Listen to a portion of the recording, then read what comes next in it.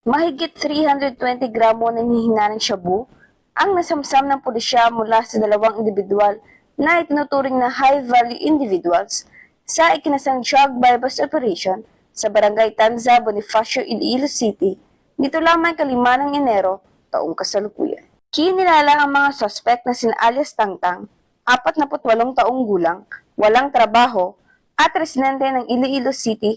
na dati nang nahatulan sa kasong robbery, at si alias Bebe, 30 taong gulang, dalaga, at residente ng Zaraga, Iloilo, na may nauna ng hatol sa kasong may kaugnayan sa ilegal na droga. Nakumpiska mula sa kanilang pag-iingat ang 9 na piraso ng heat seal transparent plastic sachet at 4 na knot-tied transparent plastic bags na naglalaman ng puting malak kristal na substansya na hinihinarang shabu, bypass money at mark money at iba pang non-drug paraphernalia at iba pang non-drug items. Kasalukuyan sa kusdiya ng pulisya ang mga suspect at nakatakdang sampahan ng kasong paglabag sa Republic Act 9965 ang Operative Drugs Act of 2002. Isinagawa ang operasyon ng mga tauhan ng Regional Police Drug Enforcement Unit 6, katuwang ang Regional Intelligence Division 6, PNP Drug Enforcement Group, Special Operations Unit 6, at Iloilo City Police Station 7. Patuloy na pinaigting ng Police Regional Office 6 ang kampanya laban sa iligal na droga bilang bahagi ng pangako ng Philippine National Police na tiyakin ang kaligtasan ng mamamayan at panatilihin ang kaayusan at kapayapaan sa komunidad. Mula rito sa Western Visayas, ako niyang PNN correspondent, Patrol Woman Ninette Sablot,